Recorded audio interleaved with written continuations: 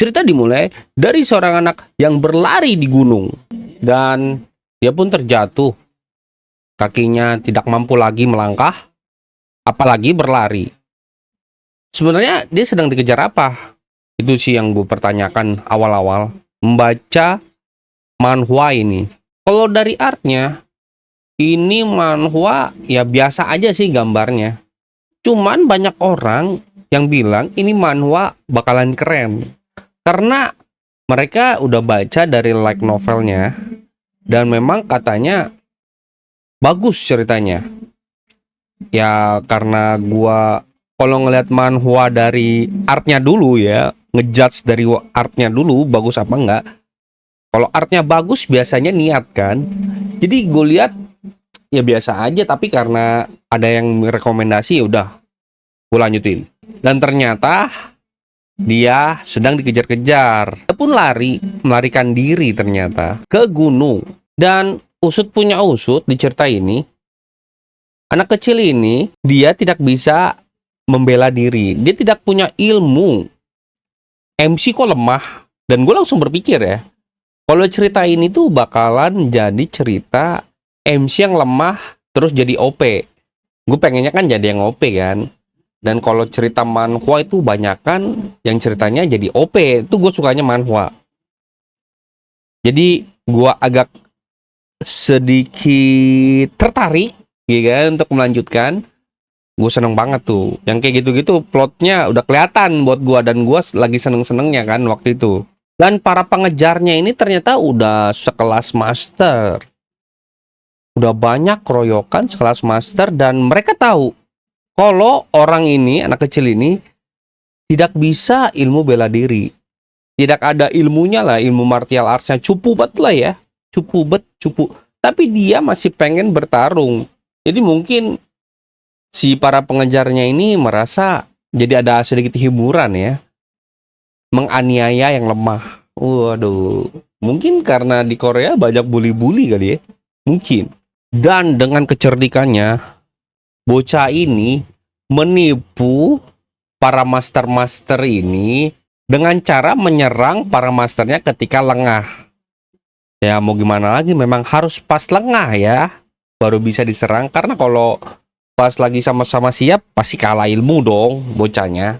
Tapi karena udah ketahuan triknya, jadi musuhnya nggak mau lagi lah ya. Nggak mau lagi memperlemah diri, nggak mau lagi ngasih kesempatan mungkin ya, nggak mau lagi berleha-leha, jadi waspada mereka. Langsung dihajar aja MC-nya. Dan di sini gue ngeliat, aduh, pasti ini dibantu harusnya dong. Atau ini gue mikirnya ini mati dan dia reinkarnasi mungkin kan. Mungkin tapi dia ya nggak terlalu tua ya. Biasanya kan udah sampai uban-ubanan. Bener nggak? Jadi gue mengira ini adalah manhwa reinkarnasi. Kecurigaan gue itu makin diperkuat ketika MC-nya itu kena tusuk perutnya kan. Dan ini gue lihat vibe-vibe-nya ini zaman-zaman dulu yang mungkin ilmu kedokteran, ilmu kedokteran ya belum terlalu tinggi mungkin gue nggak tahu. Jadi kalau ditusuk perut kemungkinan selamat kecil. Tapi ternyata ada seorang master mungkin ya, ada orang lain yang mau menolong MC-nya. Oh berarti bukan reinkarnasi kali ya, atau ini reinkarnasinya? Kita lihat. Dan memang ada seseorang yang ngebantuin di situ. Dia dengan PD-nya menunjukkan dirinya ngelawan, menghadapi para master-master ini. Harusnya dia lebih master lagi dong, benar nggak? Tapi yang gue bingungin, pakaian ini orang kok berbeda ya, beda zaman. Jadi orang-orang para master ini jadi bingung, ini kenapa nih orang pakaiannya aneh begini, dari mana, pasti bingung kan dia kan. Dan bagaimana caranya? Ya, para masternya pun bingung, apalagi gua yang nggak master. Orang ini bisa ngebantai para master ini. Dia bisa ngilang, dia bisa tiba-tiba nge-flash, nggak tahu gue itu ya. Ngeluarin serangan yang sangat cepat lah, sampai para master yang nggak bisa ngikutin pakai mata. Jadi dibantai satu-satu. Gelo, ini berarti nih orang masternya para master. Dan merasa bahwa misinya sudah selesai karena perut si bocahnya udah ditusuk ya, ditusuk dalam. Jadi dia merasa udah selesai. Master penyerangnya ini kabur. Dan gua ngerasa anjir lah. Ngeselin banget kok bisa kabur. Tapi sebelum menjauh itu master sudah kena shot. Gelo, keren banget ini. Ini orang keren banget. Ngeri. Ditambah lagi MC-nya kelihatan ya, mukanya muka-muka puas. Jadi ya mungkin inilah saatnya dia reinkarnasi. Dan akhirnya MC-nya terlihat ya mau pingsan. Tapi nggak ngerti ya. Ini orang tahu-tahu ngeliat jam. Dan gua ngerasa kalau orang ini mungkin dari masa depan mungkin. Ya nggak? Dari masa depan ke masa lalu. Dan ini kayak sebuah apa ya? Sebuah plot yang lebih beragam lagi ya. Dari plot-plot sebelumnya, manhwa-manhwa lain yang dia reinkarnasi terus mati ya kan. Terus dia mempunyai pengetahuan tentang masa depan dan dia nge-exploit di situ. Ini lebih beragam ya. Jadi kayak ada orang lain gitu ya. Orang lain yang ke masa lalu dan dia dikasih sesuatu. Sesuatunya itu sebuah advantage. Sebuah iya ya. Kita nggak tahu ini sebuah apa. Tapi ini sebuah keunggulan tersendiri lah untuk orang-orang di sini. Orang-orang pada zaman ini kan. Dan kalau dari omongan si bocah ini, kalau dia itu adalah keturunan si MC. Berarti seharusnya MC-nya itu tetap hidup dong. Walaupun dia ditusuk gitu kan. Ditusuk sama para master merah tadi. Karena kalau dia mati, harusnya orang dari masa depan ini nggak ada kan.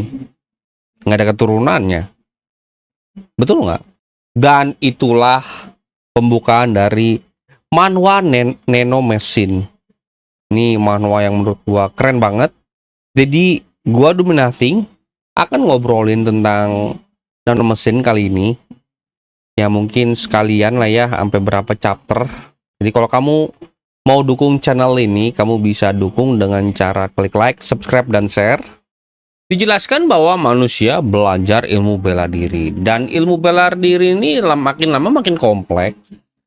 Dan yang tadinya untuk melindungi diri, bela diri, malah menjadi sebuah jurus. Ya, jurus yang mematikan untuk membunuh atau melukai ya lah. Melukai orang lah ya.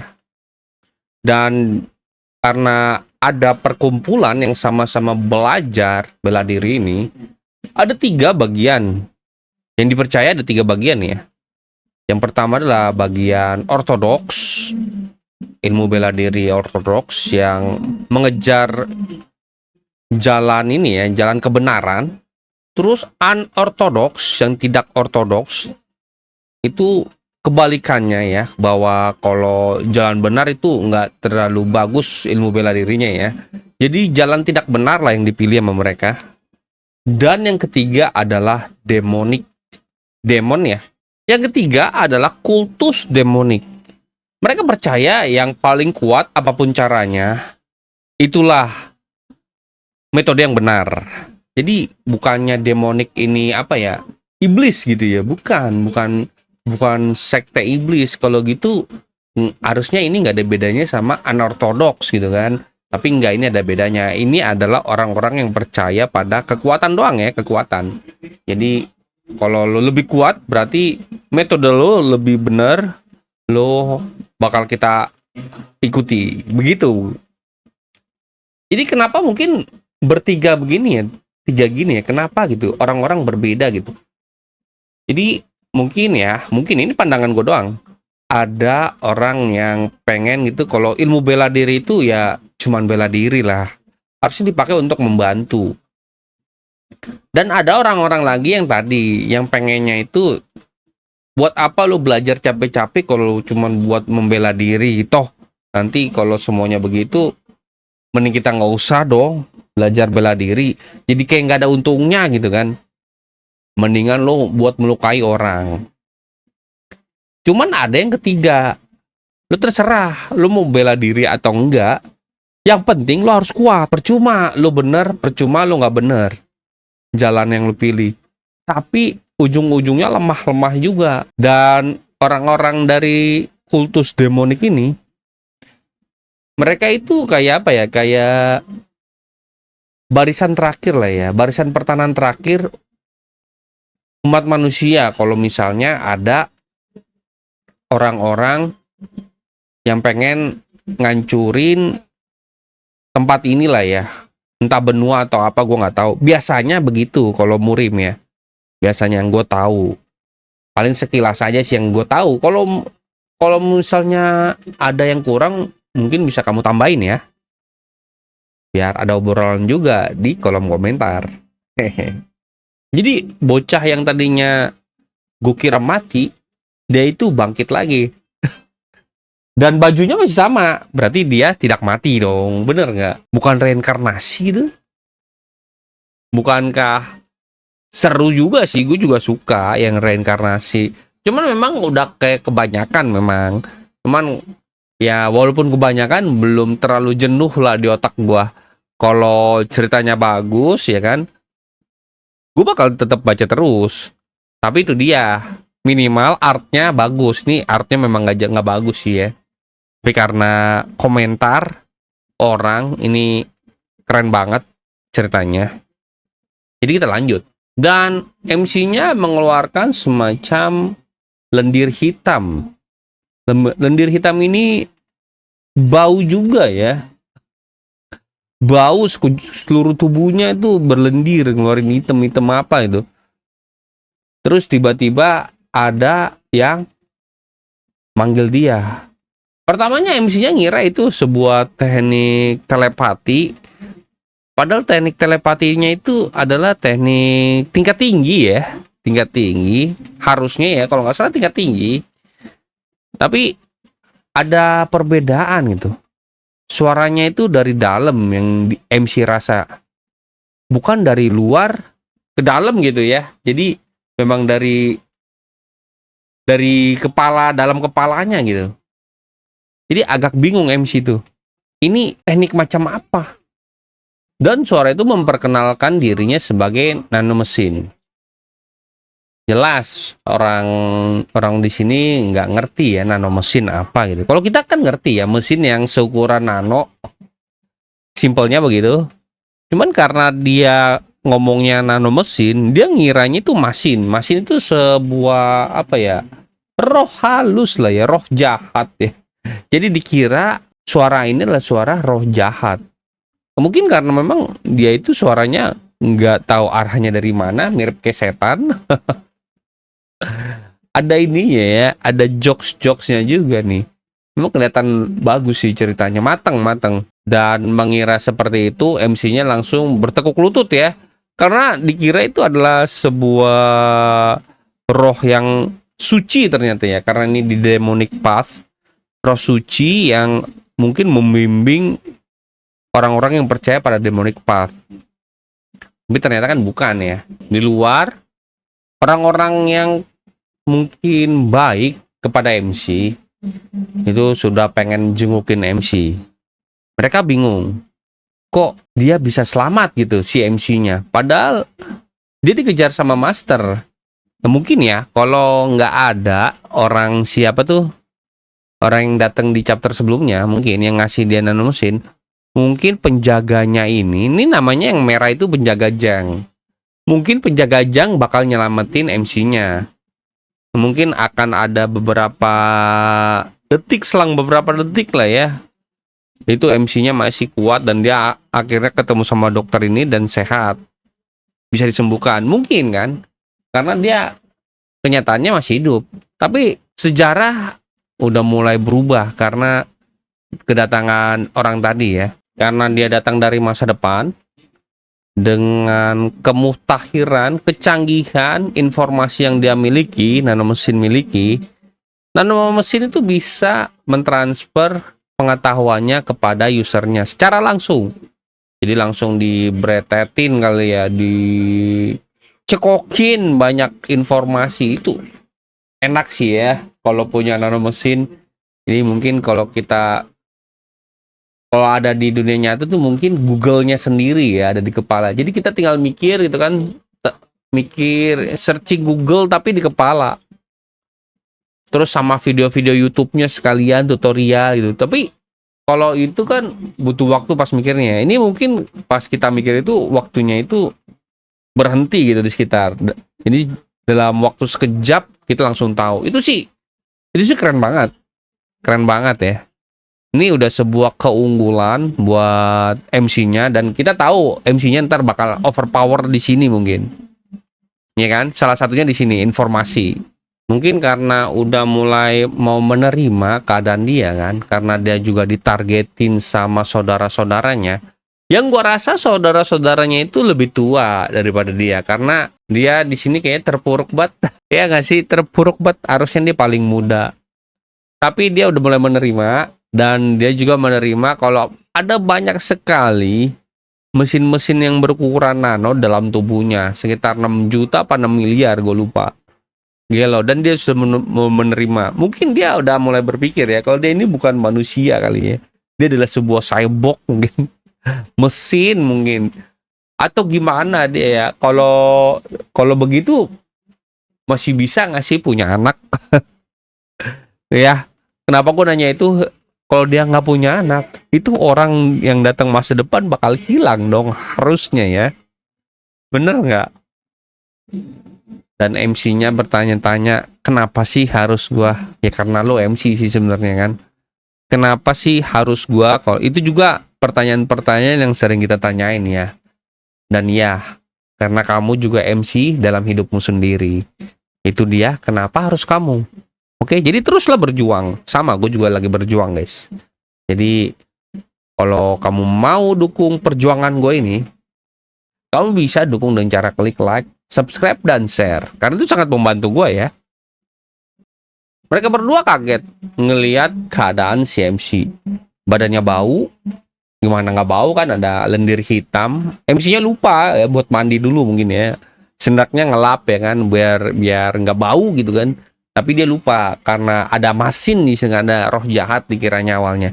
Jadi dia nggak berani berbuat membersihkan diri depan dia kan, ya nggak berani. Dia harus hormat tadinya kan, soalnya nggak tahu. Dan dilihat pas dicek, ternyata itu bukan sembarang lendir hitam, itu adalah racun yang menghambat peredaran darah, peredaran ki ya. Mungkin ini ki apa mana gua lupa. Pokoknya peredaran energi yang bisa membuat ilmu bela diri kita tambah tinggi biasanya diblok sama racun-racun ini. Ini udah dikeluarin sama nano mesin. Gelo, dia jadi sehat ya.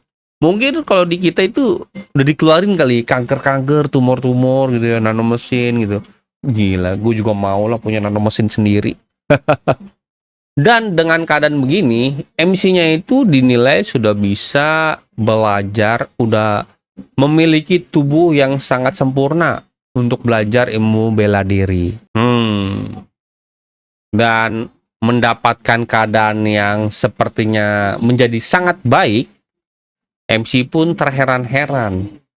Kalau lo bukan sebuah roh yang membimbing orang-orang di demonic path ini, terus lo ini apa gitu kan MC-nya, gelo. Ya, dia akhirnya mungkin sudah mulai menerima ya, menerima kekuatan barunya. Jadi seperti apa ceritanya? Itu kita akan lanjutin lagi di video selanjutnya. Jadi kalau kamu suka dengan video ini ya, kamu bisa dukung channel ini dengan klik like, subscribe, dan share. Karena di channel ini gua akan banyak berbicara tentang manhwa-manhwa yang gue suka lah ya. Mungkin nggak gue suka yang pengen gue bicarain, gue share juga di sini. Jadi thank you buat kamu yang udah nongkrongin. Ya, gue do nothing. Pamit undur diri dulu. Kita akan bertemu lagi di video selanjutnya. Bye bye.